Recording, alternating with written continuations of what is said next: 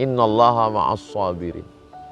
Bisa hati itu tenang, dipukul ombak, diempas gelombang, melewati beberapa fase dalam hidup, digoncang gempa, kokoh.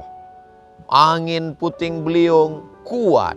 Badai datang menerpa, tetap. Itulah dia, innallaha ma'as sabirin. Bagaimana caranya supaya bisa bersama dengan Buya Yahya? Berarti kita mesti pergi ke Al-Bahjah. Bagaimana caranya supaya tidak keluar dari Jakarta tapi bisa bersama dengan Kiai Idrus Romli? Berarti kita nunggu jadwal beliau kapan ke Jakarta, datang ke majelis pengajian. Bagaimana caranya supaya kita bisa bersama dengan A'agim? Berarti kita mesti pergi ke Bandung. Oh, saya Pak Ustadz tahu rumahnya di BSD. Itu cara. Tujuannya mau dekat. Setelah dekat mau belajar. Caranya, nah itu kalau kepada manusia. Dengan kalau ke Allah itu bagaimana? A'udzubillahi minasyaitonirrajim. Ada 3 cara.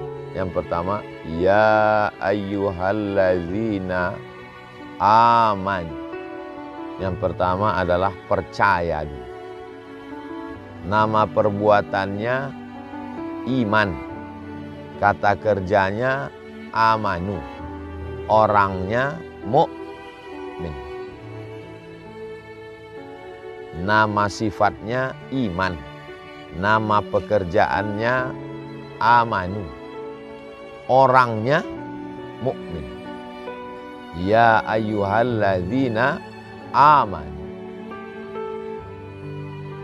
Wahai orang yang beriman. Ketika Allah memanggil orang kafir, yang dipanggil itu bukan kata kerjanya. Qul ya ayyuhal kafirun. Tapi ketika manggil orang yang percaya, yang dipanggil itu kata kerjanya. Kenapa begitu? Karena kalau yang disebut itu kata kerjanya, mengandung makna berkesinambungan terus-menerus tidak berhenti. Continuity, kontinuitas. Ya ayyuhallazina amanu. Jadi kalau mau dekat dengan Allah, bersama dengan Allah, yang pertama syaratnya adalah aman. Makanya kata ulama akidah, awaluddin ma'rifatullah. Yang pertama sekali dalam agama ini adalah mengenal Allah. Maka disusunlah secara sistematis dalam akidah Asy'ariyah. Wujud, qidam, baqa, mukhalafatul hawadisi, qiyamuhu binafsihi, wadaniyah, qudrat, iradat, ilmun, ayat, sama, basor, kalam. Kalau ada orang nggak mau belajar ilmu ini, saya nggak mau ikut ngaji sifat 20. Saya mau langsung ke Quran dan Sunnah. Itu sama artinya waktu gurunya ngajarin dia, sholat itu rukunnya ada 13, yang ini wajib, yang ini sunat, yang ini sunat muakkad. Ini awalnya dari niat. Niatnya menurut mazhab Syafi'i di dalam takbir. Hanafi, Maliki, Hambali sebelum takbir. Pertama iftitah. Lalu dia ngomong, saya nggak mau belajar sama kamu, saya langsung kembali ke Quran dan Sunnah. Belajar melalui ulama itu lebih sistematis, lebih mudah. Itu tujuannya. Jadi saya kalau mau belajar sholat, ya belajar fikih. Kalau mau belajar iman, ya belajar akidah. Ikutin ulama yang udah nyusun, simple, mudah.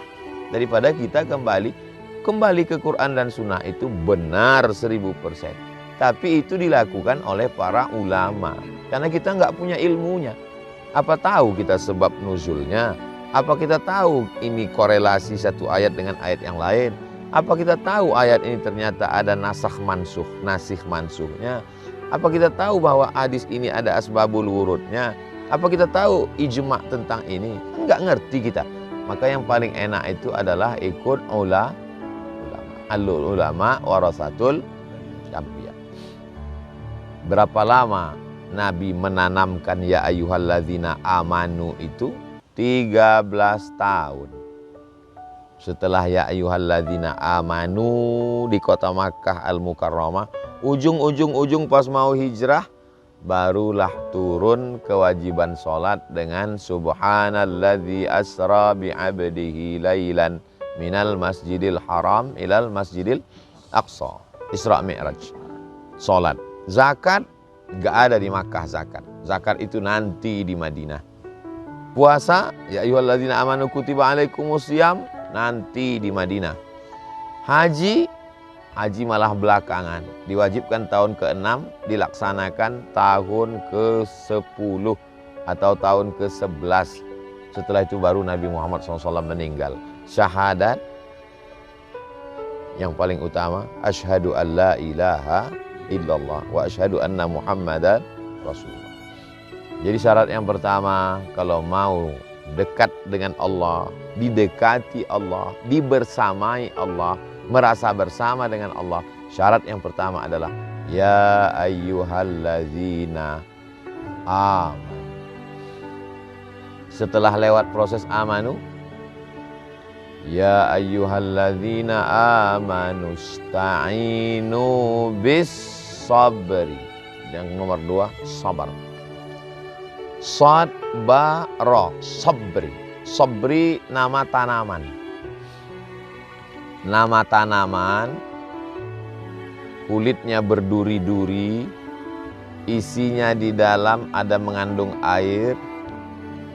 Kalau dia tumbuh di gurun pasir, apakah itu? Kaktus. Kaktus itu bahasa Arabnya sabar. Kenapa sabar itu disebut dengan kaktus? Dilihat tidak menarik, dicium hidung bengkak.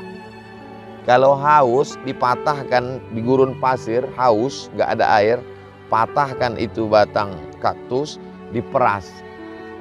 Enak airnya, pahit. Itulah sabar. Jadi kalau ada orang mengatakan sabar itu ringan, kasih dia batang kaktus. Di Mesir ada minyak rambut. Minyak itu bahasa Arabnya zait. Namanya zait sabar. Minyak rambut yang terbuat dari kaktus. Kenapa sabar? Karena pahit. Kenapa sabar? Karena berduri. Kenapa sabar? Karena nggak enak. Itulah asli kata sabar. Sabar itu selalu kaitannya dengan kalau ninggal sabar, kalau sakit sabar, kalau bangkrut sabar, kalau capek sabar. Itu sabar yang level paling bawah. Sabar kelas ekonomi. Sabar yang di atas itu adalah ketika kita mampu melawan kantuk, dingin, enak, di bawah selimut, ngantuk, berat, sampai hotel tadi malam jam 12. Lalu kemudian kita mau bangun, bangkit, itu disebut dengan sabar. Karena beratnya itu disebut dengan sabar. Nyari uang, lelah, berdarah-darah, berkeringat.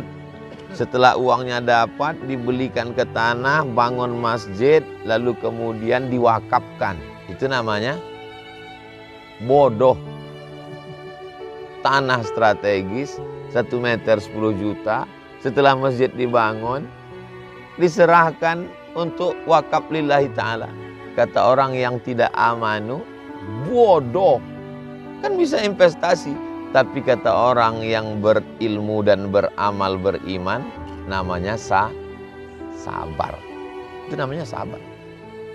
Anak muda, ganteng, terkenal, artis, disukai orang, lalu kemudian memanfaatkan popularitasnya untuk dakwah. Itu namanya, kata teman-temannya juga, bodoh. Lagi mampu buat dosa, buat aja sebanyak-banyaknya. Nanti udah tua baru taubat. Tapi itu disebut dengan sabar. Sabar yang paling tinggi. Sabar level VVIP. anak muda, ganteng, punya uang, terkenal, kaya raya, digandrungi banyak perempuan muda cakep-cakep, cantik-cantik. Mereka mengajak perbuatan maksiat dan dia berkata, "Inni akhafullah, aku takut kepada Allah." Orang ini disebut dengan orang yang sabar. Tapi teman-temannya bilang, "Kamu lugu. Kesempatan tidak datang dua kali. Sekali muda, buatlah sesukanya." Ini disebut dengan sabar. Antara meninggalkan perbuatan maksiat. Meninggalkan maksiat itu tadi sabar. Melakukan taat, sabar. Bisa puasa, sabar. Bisa zakat, sabar. Mampu wakaf, sabar. Banyak zikir, sabar. Dingin-dingin naik ke atas padahal bisa sholat di kamar. Itu sabar apa bodoh? Sabar. Melakukan ketaatan dengan meninggalkan maksiat, mana yang lebih utama? Kata Imam Ibnu Athaillah As-Sakandari yang menulis Hikam, lebih utama meninggalkan maksiat daripada melakukan ketaatan. Karena melakukan ketaatan semua orang bisa. Sholat duha, anak kecil bisa. Baca Quran, ibu-ibu bisa. Berzikir, semua manusia bisa. Subhanallah, walhamdulillah, wa la ilaha illallah, wallahu akbar. Tapi meninggalkan maksiat tidak semua orang bisa. Saya bisa meninggalkan maksiat Pak Ustadz karena belum dapat kesempatan. Itulah dalamnya pengamatan Imam Ibnu Athaillah As-Sakandari. Meninggalkan maksiat lebih utama daripada melakukan ketaatan. Itu bukan ucapan orang yang biasa-biasa saja. Itu dari ilham dan pengalaman yang luar biasa, perenungan dalam hidup. Ustadz Somad, kami pernah datang ke kepala dinas. Kepala dinas ini kami tahu anaknya sedang kuliah di Australia, perlu duit dolar banyak. Kami ingin menang tender, lalu kami bawa duit 1 koper. Pak, nih, mudah-mudahan tujuannya supaya nanti waktu ada dapat proyek kami yang menang. Apa kata dia? Bawa uangmu ini pulang, saya tidak mau kasih anak-anak istri saya makan haram. Berapa banyak orang yang punya kesempatan, ada jabatan, ada kekuasaan, punya harta banyak, bukan hanya sekedar ketaatannya sholat sunat, malah jadi imam dan khotib. Berapa banyak orang-orang kaya mampu jadi imam dan khotib, melakukan ketaatan. Tapi kalau sudah datang kesempatan seperti itu, menolak maksiat jauh lebih berat daripada melakukan ketaatan. Menolak perbuatan dosa jauh lebih utama daripada melakukan suatu kebaikan. Tapi jangan gara-gara ini lalu nggak sholat, nggak tahajud, nggak zikir, nggak puasa. Pas ditanya, kamu nggak sholat? Lebih utama menolak maksiat daripada melakukan ketaatan. Kita dua-duanya kita laksanakan. Ketaatannya kita lakukan, tapi maksiatnya kita jauhi. Karena ada juga orang ketaatannya jalan, kemaksiatannya juga jalan. Namanya sholat terus maksiat jalan. Nauzubillah.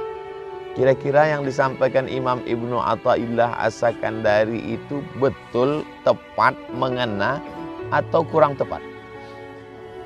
Renungkan, pikirkan masing-masing. Jadi kalau ada orang kelihatannya amalnya nggak begitu banyak, dia bukan ulama, biasa saja, duduk-duduk nyantai-nyantai di rumah dengan anak istri, lalu kata orang, kenapa sih dia nggak ikut? Kenapa sih dia nggak banyak sholat sunat? Kenapa dia nggak zikir? Kenapa dia nggak sholawat? Mungkin amal dia itu lebih banyak dari kita. Kita rajin maulid, kita rajin zikir, kita rajin puasa sunat, kita rajin sholat tahajud, kita rajin khatam Quran, kita rajin ini. Karena nggak ada kesempatan untuk dapat uang 1 koper. Kalau ada kesempatan lebih ganas daripada. Dia mungkin biasa saja amalnya, tapi Allah sudah uji dia. Nanti di akhirat kita malu sendiri. Tapi kalau kita dapat suatu ilmu kajian, itu jangan menjadi legitimasi pembenaran terhadap perbuatan yang sebenarnya keliru. Sebetulnya kita malas melakukan ketaatan, tapi karena kita orangnya mau ngeles, akhirnya kalimat itu kita jadikan landasan. Nah, ini tidak benar. Ya ayyuhalladzina amanu ista'inu bis sabri. Baru yang ketiga, wassalah. Orang selalu mengatakan sholat membuat orang sabar. Tapi kalau menurut ayat ini, sabar dulu baru sholat. Yakinkan dirimu bahwa engkau ciptaan Allah, hidupmu diatur oleh Allah, rezekimu diberikan Allah, Allah tidak pernah luput memandangmu, Allah dekat denganmu. Idza sa'alaka ibadi anni fa inni qarib. Allah selalu mengawasimu, la ta'khudhuhu sinatun wala naum. Garis takdir hidupmu sudah dituliskan Allah 550.000 tahun sebelum dia menciptakan langit dan bumi. Nun wal qalami wa ma yasturun. Setelah tertanam itu di dalam hati namanya iman. Lalu setelah dia tertanam engkau menjadi kuat namanya sabar. Setelah engkau sabar barulah engkau angkat tanganmu. Allah Akbar. Barulah kau rasakan kedekatan. Masuklah poin yang keempat. Ya ayyuhalladzina amanusta'inu bis-sabri was-shalah. Buahnya nomor 4. Innallaha ma'as, kebersamaan dengan Allah. Ustaz Somad kemarin setelah ngaji di atas langit, dekat sekali dengan langit, di rooftop kita subuh itu, kok belum tertanam juga ya dalam hati? Oke. Waktu Nabi berdua dengan Abu Bakar Siddiq di Jabal Sur, waktu mau hijrah itu, Abu Bakar itu ketakutan atau ada riwayat yang menyebut Abu Bakar ketakutan nggak? Diabadikan dalam Quran. Izhuma fil ghari, ketika mereka berdua di dalam gua. Idh yaqulu li sahibihi, dia berkata kepada sahabatnya Abu Bakar, la tahzan, jangan takut, innallaha ma'ana, Allah bersama kita. Itu diucapkan Nabi bersama Abu Bakar setelah Abu Bakar jalan sama Nabi 13 tahun. Jadi kalau kita baru ngaji beberapa hari, kok belum ya Pak Ustadz? Ya Abu Bakar aja begitu prosesnya. Apalagi Abu Lahab. Ya ayyuhalladzina amanusta'inu bis-sabri was-shalah. Iman, sabar, sholat. Iman, sabar, sholat. Tapi jangan nanti proses ini lalu kemudian dipotong. Saya nggak mau. Ini sejalan. Kamu nggak sholat, saya lagi penekanan yang 2 ini aja dulu. Saya dalam proses ini.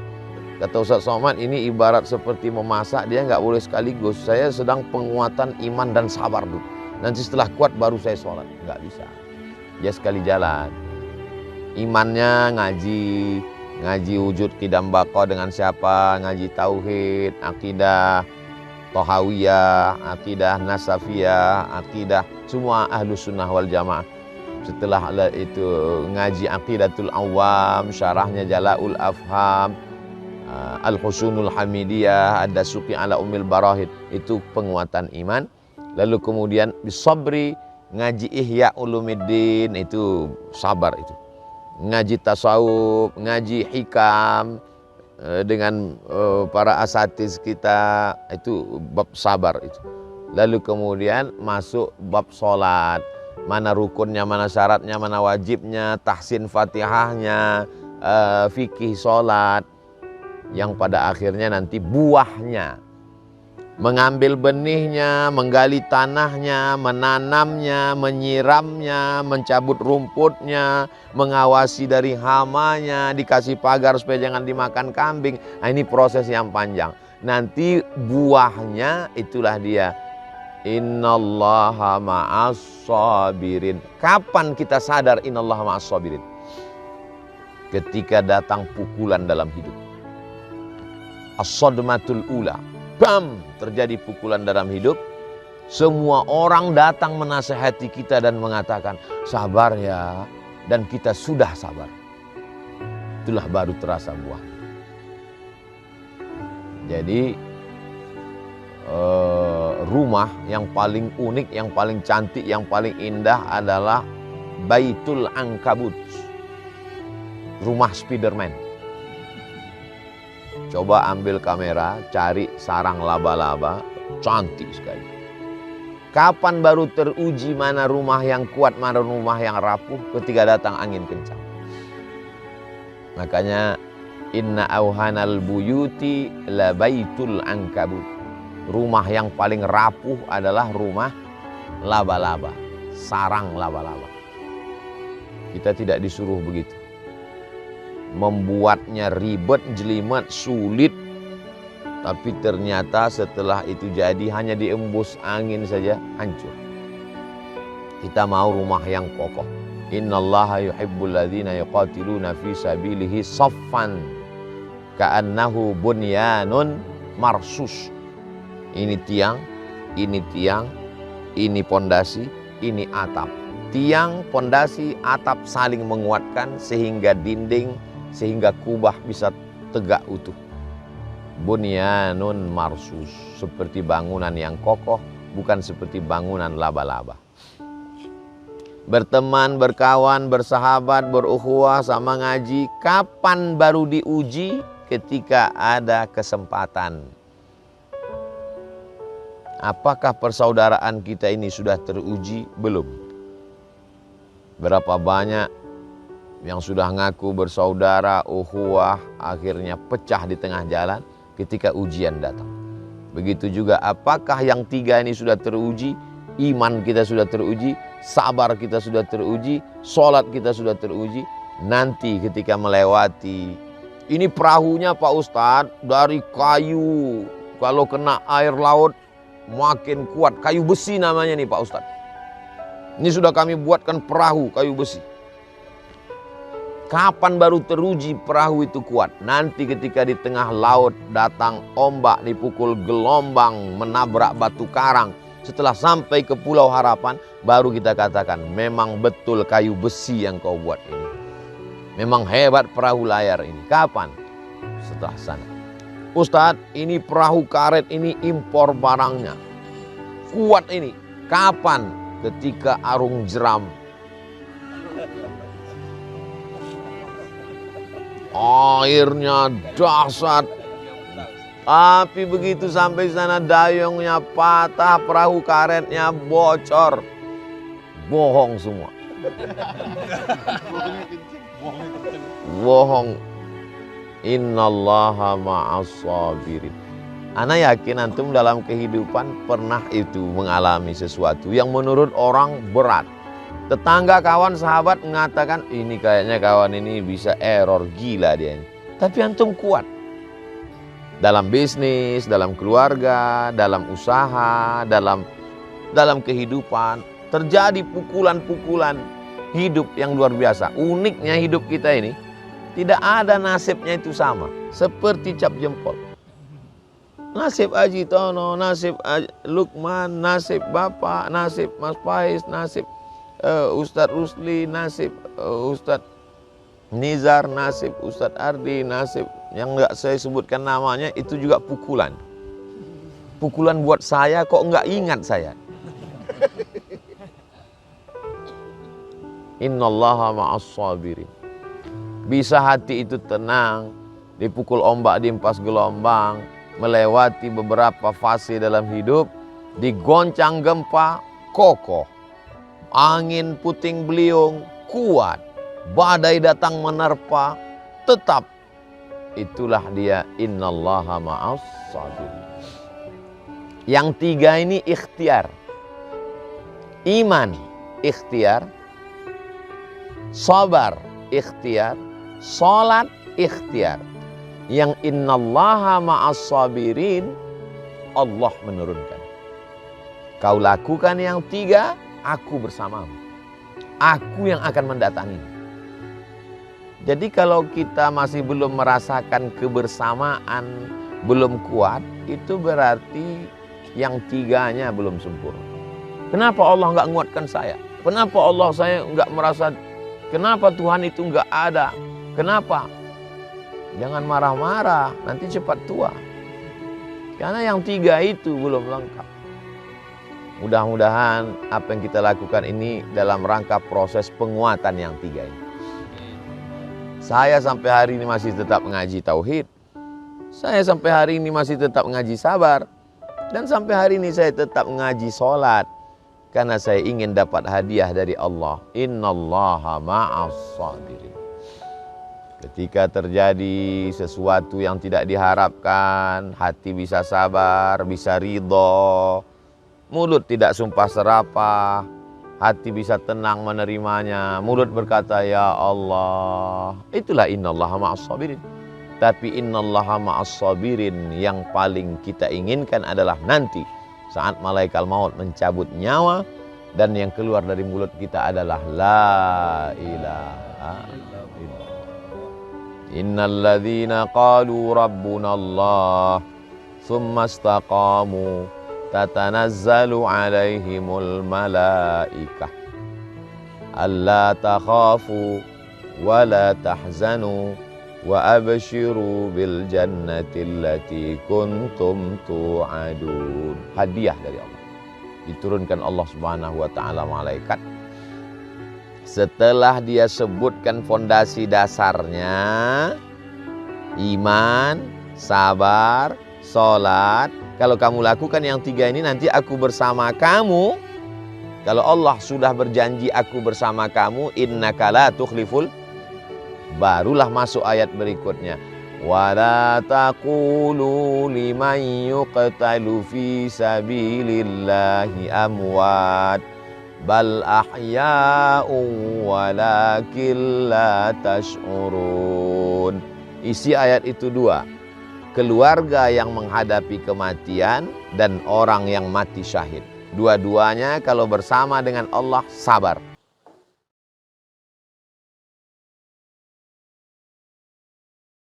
Jangan lupa like, comment, and subscribe.